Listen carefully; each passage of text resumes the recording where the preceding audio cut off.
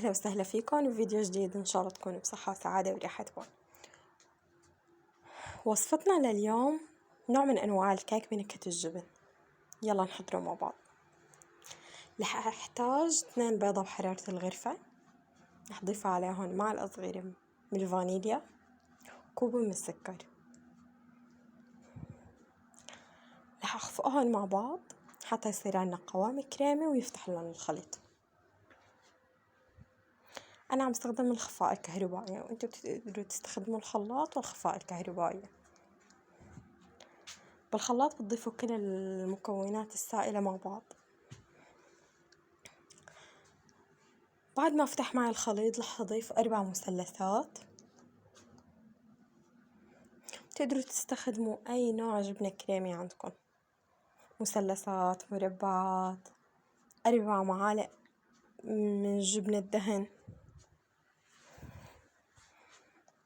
وهلأ بعد ما خفقتهم منيح رح أضيف عليهم كوب حليب بحرارة الغرفة، نص كوب من الزيت.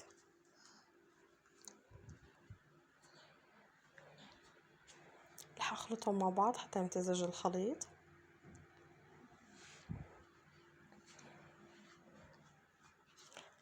رح أضيف عليهم معلقتين صغار من البيكنج باودر، كوب ونص من الطحين. أنا عم بستخدم طحين الزيرو، إذا أنتوا عم تستخدموا طحين متعدد الاستعمالات الأفضل تنخلوه حتى تحصلوا على قوام الكيكة هش وارتفاع عالي. هلأ جبت عندي هون صينية فرن دهنتها بشوية زيت.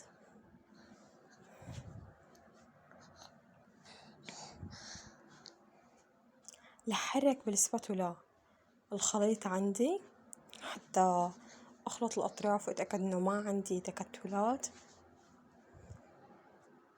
رح أضيفهم على الصينية.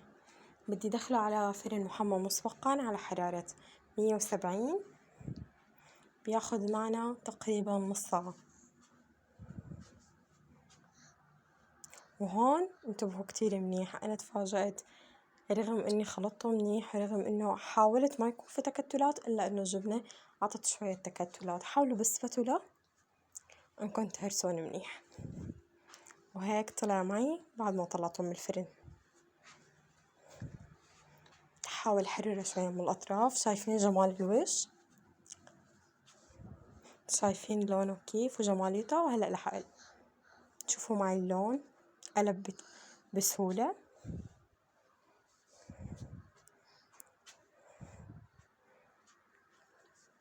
وهون أنا حبيت إني زينه بجوز الهند المحمص. دهنت الوش بشوية قطر وحمصت جوز هند وضفت عليه. انتوا بتقدروا تضيفوا عليه حليب مكثف محلى، تقدروا تضيفوا عليه صوص اللي بنضيفه على السينابون، تقدروا تاكلوا سادة. طعمه كتير لذيذ وطعمه جديدة، بنصحكم تجربوا. أول ما شفت الوصفة حبيت أجربها وأنقل لكم إياها.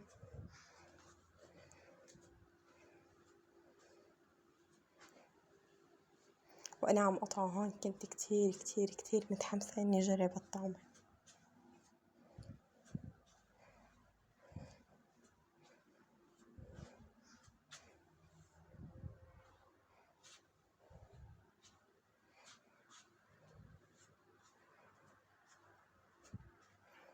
عم يتقطع معي بسهولة لأنه كتير هش وخفيف.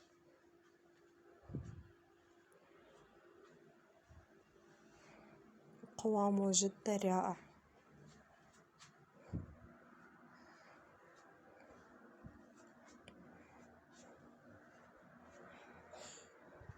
وهيك وصلنا لنهاية وصفتنا.